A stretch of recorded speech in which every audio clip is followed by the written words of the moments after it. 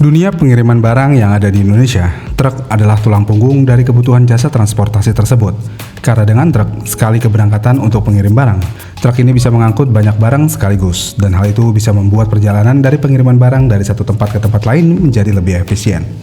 Tapi walaupun truk ini terkenal sangat efisien dalam proses mengirim karena bisa membawa barang sekaligus banyak, ternyata di pasaran Indonesia ada truk yang terkenal sangat lemot ketika membawa barang untuk sampai ke tempat tujuan, terutama ketika truk itu saat berada di tanjakan. Dan karena kelemotan truk itu terkadang membuat pengiriman barangnya menjadi lebih lama, yang mengakibatkan perusahaan bisa merugi karena keterlambatan dari pengiriman barang tersebut.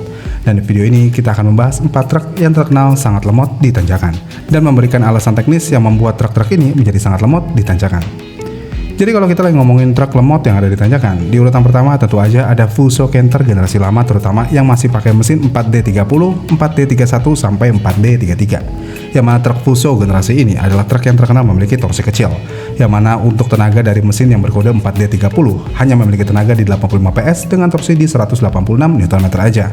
Lalu untuk mesin kode 4D31 memiliki tenaga di 100 PS dengan torsi di 220 Nm, dan mesin yang berkode di 4D33 memiliki tenaga di 120 PS dengan torsi sebesar 284 Nm.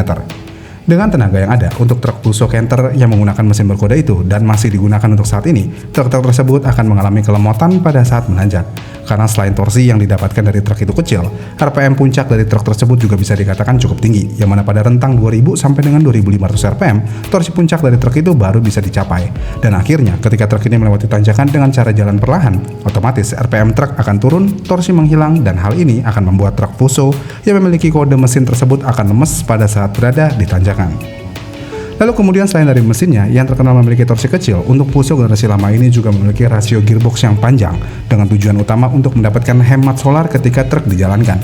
Tapi masalahnya di sini adalah dengan gigi rasio yang panjang, truk akan mendapatkan beban berat pada saat ditanjakan, yang membuat truk harus ngos-ngosan pada saat mencoba menanjak pada saat membawa beban berat di bagasi truk.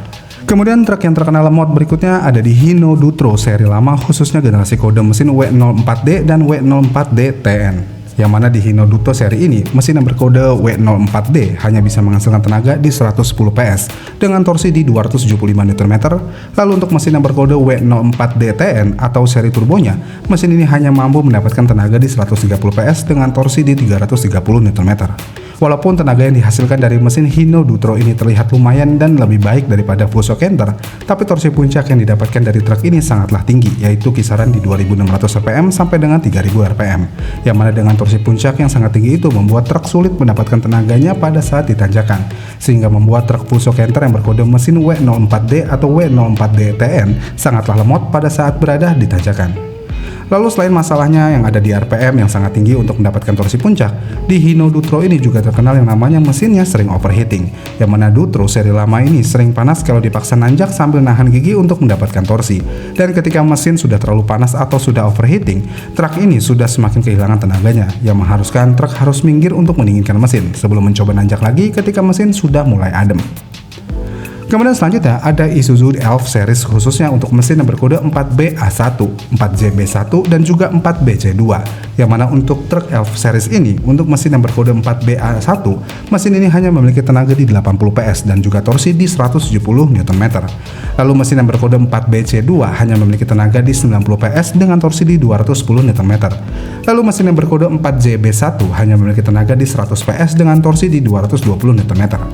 Dengan tenaga mesin yang ada, truk Elf ini juga memiliki kapasitas angkut sebesar 3 sampai dengan 4 ton, yang otomatis membuat truk ini akan lemot ataupun ngos-ngosan pada saat berada di tanjakan. Selain itu, Isuzu memang sengaja memberikan tenaga mesin ini lebih kecil di truknya karena ingin mengejar konsumsi solar lebih hemat, tapi dibarengi dengan kompresi tinggi. Tapi sayangnya, dengan torsi dan tenaga yang sangat kecil, truk Elf ini menjadi sangat berat pada saat berada di tanjakan. Ditambah, di generasi ini, Isuzu Elf yang memiliki kode mesin tersebut masih belum menggunakan turbo di dalam mesinnya, yang mengakibatkan ketika truk dipaksakan menanjak dengan muatan penuh di bagasinya, truk ini selain akan lemot dan juga nggak kuat nanjak, gearbox dari Isuzu Elf ini di generasi ini akan menjadi cepat aus. Jadi iya, selain truk ini lemot pada saat ditanjakan, resiko kerusakan gearbox juga sangat tinggi ketika si supir memaksakan truk ini untuk menanjak. Lalu yang terakhir ada di Toyota Dyna dengan kode mesin 14B dan juga 15B. Yang mana untuk 14B, Toyota Dyna ini bisa memiliki tenaga sebesar 110 PS dengan torsi di 275 Nm. Dan untuk series 15B, truk ini bisa menghasilkan tenaga di 120 PS dengan torsi di 300 Nm.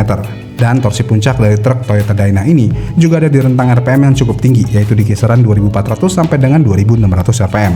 Yang ngebuat tanjakan adalah hal yang sangat membebani dari Toyota Dyna ini. Selain itu, rasio gigi 1 dan 2 dari Toyota Dyna ini juga dinilai terlalu pendek. Jadi pada saat truk berada di tanjakan dengan muatan berat, ketika masuk gigi 1 dan 2, truk akan kehilangan torsi dan juga menjadi melemah, karena napas dari mesin truk ini sangatlah singkat. Dan karena hal ini, banyak supir yang memaksakan truk Toyota Dyna ini selalu menggunakan gigi 1 pada saat ditanjakan. Tapi ketika si supir selalu menggunakan gigi 1 dan mesin menjadi sangat meraung, mesin akan langsung kepanasan dan sangat berisiko overheat. Jadi jika dilihat dari beberapa truk yang ada, alasan utama truk-truk itu terkenal sangat lemot tentu aja karena kombinasi 4 faktor utama dari mesin-mesin tersebut, yang mana dengan torsi kecil yang berada di truk-truk tersebut dan dikombinasikan dengan torsi yang cukup tinggi, ini membuat truk-truk tersebut menjadi sangat lambat saat berada di tanjakan. Lalu dengan adanya rasio gigi yang dirancang untuk keiritan bahan bakar, hal ini bisa mengakibatkan truk-truk tersebut akan kesulitan ataupun ngos-ngosan ketika mencoba melewati jalan yang menanjak ataupun tidak rata. Tapi untungnya semua permasalahan itu sudah diperbaiki dari pabrikan masing-masing dengan mengeluarkan truk terbarunya yang memiliki tenaga torsi berukuran besar dengan rentang RPM yang lebih rendah, yang mana Fuso sudah mengeluarkan Canter Turbo, lalu Hino Dutro sudah mengeluarkan Hino Dutro Common Rail, kemudian Isuzu Elf juga sudah mengeluarkan Elf NKR Blue Power, dan Toyota Dyna juga sudah mengeluarkan Dyna Euro 2 ke atas.